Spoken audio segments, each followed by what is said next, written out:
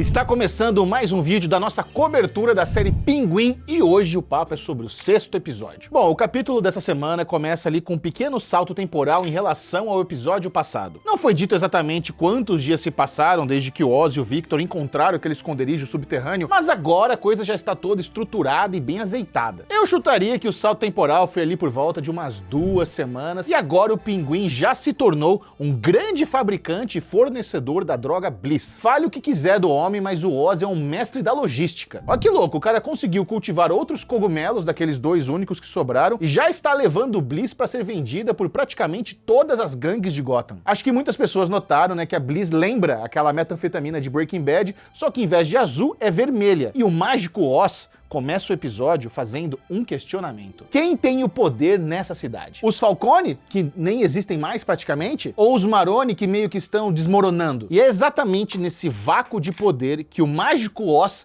vai pavimentar a sua estrada de tijolos amarelos. Uma estrada dourada que culmina na Cúpula de Ouro. Vou falar mais sobre a Cúpula de Ouro no decorrer do vídeo, mas antes, vocês notaram como a cena em que o Victor está chegando ali de moto no esconderijo é muito parecida com a cena do filme do Batman em que o Bruce Wayne está chegando na Batcaverna? Eu fui até rever esse trecho do filme do Batman, cara, e o capacete e a máscara são muito parecidos, os corredores úmidos e apertados.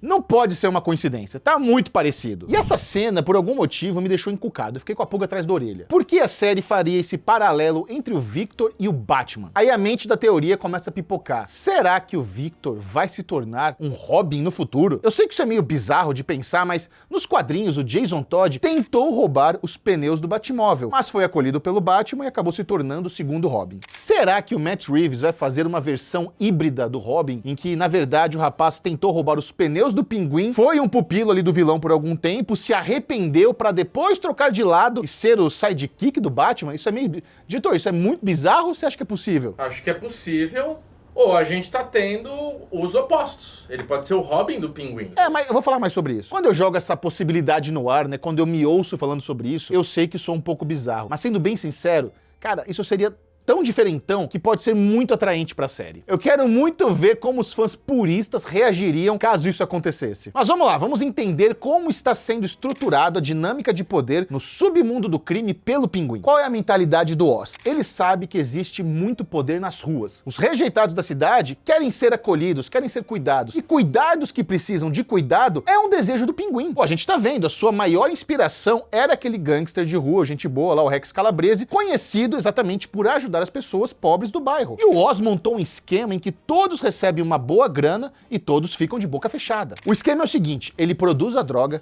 vende as drogas para as gangues da cidade, as gangues revendem a droga com lucro para os viciados e assim se monta um grande esquema de oferta e demanda. E é por isso que quando as gangues foram intimidadas pela Sophie e pelos Maroni, que ela mata lá os caras, pendura de ponta cabeça, ele decide distribuir de graça a droga para gerar demanda. É como se o Oz tivesse ali uma fábrica de Coca-Cola e as gangues de Gotham fossem as padocas e os mercados da cidade, eles compram da fábrica e vendem com lucro. É mais ou menos isso. Só que as gangues, obviamente, se odeiam, né? Elas são rivais, mas elas querem ganhar dinheiro. E o povo da rua, né, os viciados, querem comprar Bliss. Porém, existe uma peça importante faltando nesse quebra-cabeças, que é a entrada da máfia chinesa na jogada. No 3º episódio de Pinguim, a Sofia tinha fechado um acordo com as Tríades, mas ela não tem mais a Bliss. Oz é o cara que está controlando a droga mais desejada da cidade e as Tríades possuem uma infraestrutura muito poderosa com distribuição internacional. Esse é o pulo do gato do Oz para ele ganhar muito dinheiro, ser um fornecedor internacional e não apenas ali local em Gotham City. Legal, né? Entendemos a logística aqui do Pinguim, só que existe uma falha muito grave na estratégia dele. Nosso querido Pinguim está muito orgulhoso de ter a lealdade e o amor das ruas em troca de dinheiro. Só que com isso ele cria uma dinâmica de lealdade comprada e quem vende lealdade são mercenários. E um reino defendido por mercenários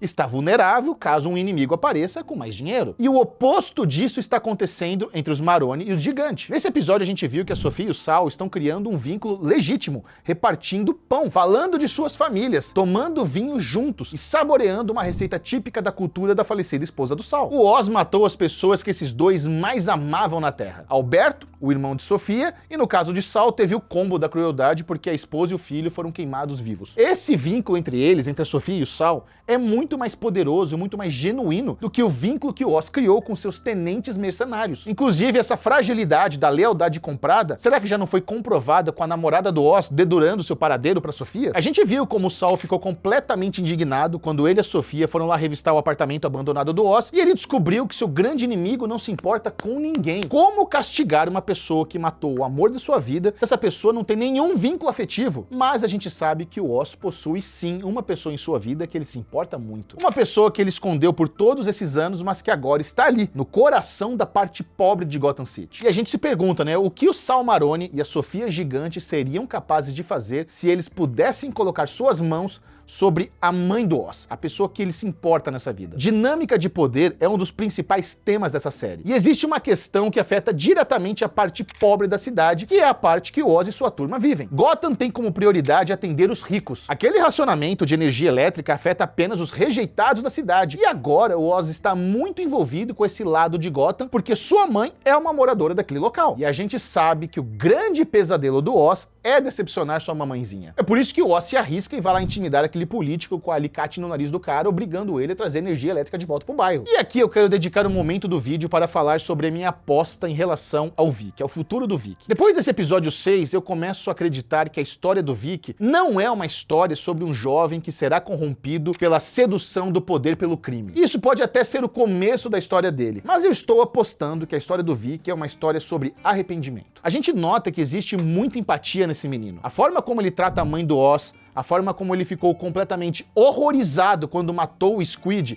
me fez pensar que o Vic vai viver profundamente o mundo do crime para depois se arrepender e mudar de lado. Talvez essa minha análise esteja um pouco contaminada pela ideia de ele se tornar a nova versão do Robin, mas eu não consigo imaginar esse menino pegando gosto ali pela vida do crime em Gotham City. Sem falar que ele está prestes a passar por um grande trauma, um trauma gigantesco, já que o episódio termina com a Sofia prontinha para arregaçar a cabeça da véia com aquele pedaço de ferro velho. Outra coisa muito legal sobre a série do Pinguim é que ela tem uma certa vantagem em relação ao filme do Batman quando o assunto é liberdade criativa. O filme do Batman tem uma restrição de idade de 13 anos, e por isso não pode ter palavrões e violência explícita. A série do Pinguim tá liberada por ser uma produção da HBO, é série pra 18+, e por isso foi possível criar esse universo bem cru do submundo do crime. Os diálogos mais adultos, cenas chocantes como aquela da morte do Squid com um tiro no pescoço, tudo isso faz muita diferença para termos uma série tão boa assim. A gente tá assistindo uma série de máfia adulta, e no final das contas, toda a logística do Pinguim iria por água abaixo se não fosse por uma solução: a unificação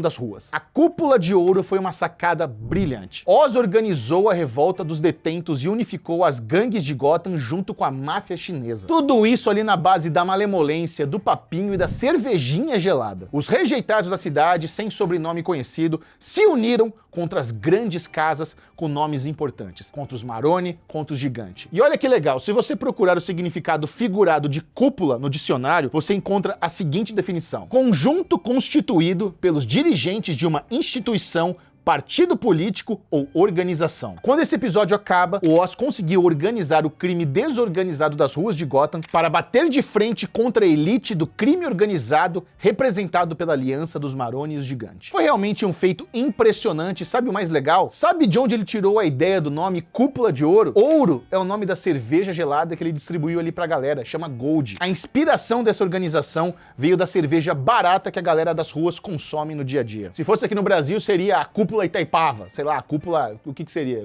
Cúpula Skol. Muito bom, né, cara? Eu não me canso de me impressionar com essa série. Eu já peço pra você dar like nessa review e se inscrever aqui no canal para não perder as análises dos Série Maníacos. Estamos oficialmente na reta final da temporada. Faltam apenas 2 episódios. E se tem uma coisa que eu aprendi com Game of Thrones, é que normalmente o penúltimo episódio é porrada. Vamos ver se será assim na semana que vem, no penúltimo episódio da série do Pinguim. Beijo!